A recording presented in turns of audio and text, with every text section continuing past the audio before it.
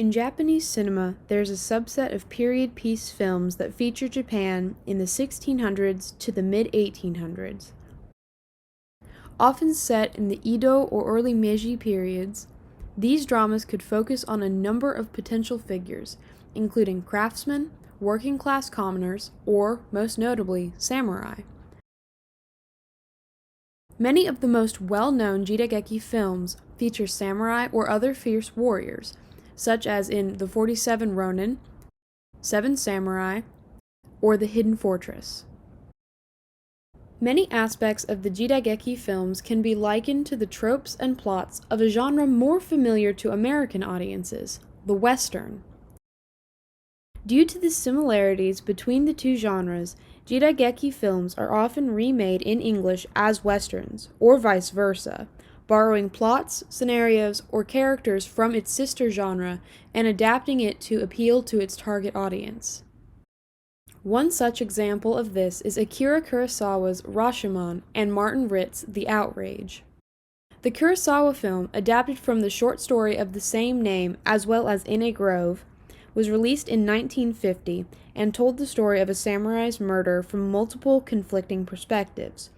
14 years later, in 1964, The Outrage was released, swapping the Edo period setting and dilapidated city gate for a post-American Civil War era pistol-toting cowboys and colonels and run-down train stations.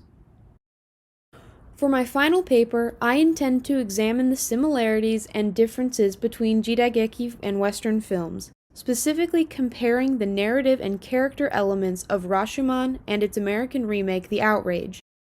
I tentatively plan to look at the following categories: character archetypes, genre-specific plot elements, and interpersonal character relationships. Common character archetypes from Jidaigekis include the warrior, the craftsman, the priest or monk, the policeman, and the thief or outsider. These archetypes are also present in Western films, although with slightly different names. In both cinematic versions of the story, the outer frame is narrated by three characters, all of whom fall under a specific archetype: a working-class commoner, a holy man, and a greedy, swindling commoner. All of these characters appear to fall into a certain spectrum of morality and amorality, but their discussions and actions reveal a moral gray area among all three of them. The bandit character, Tajamaru in Rashomon, and Juan Carrasco in The Outrage, occupy both the warrior and the outlaw archetypes, making them appear to be anti-heroes rather than morally upright warriors. As the audience, we despise their actions, yet their portrayals in the other testimonies make them appear at times to be less amoral than the wife or Nina, both of whom are said to be manipulative and unfaithful, or the samurai, who abandons his wife, or Colonel Wakefield, a former Confederate soldier. Also, interestingly, I plan to look briefly at the fight scenes in both films. Jidaigeki films commonly featured sword fights, whereas Westerns are known for quick-draw duels and shootouts. Yet The Outrage frequently abandons the use of guns in favor of close hand-to-hand combat or the use of a dagger instead of the classic pistol showdown. It's interesting to note that while Westerns are known for shootouts and gunfights, The Outrage bucks this trend, instead opting to maintain the close-range combat that was featured in Rashomon.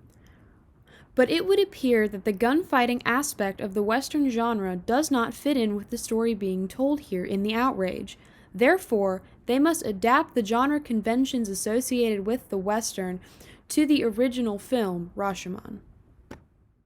Finally, I would like to look at the manner in which the characters uphold their own senses of morality in their interpersonal relationships.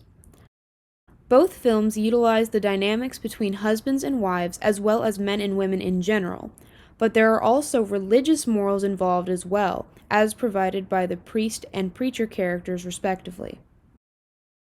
Thank you for listening to my presentation. Any feedback you have would be greatly appreciated.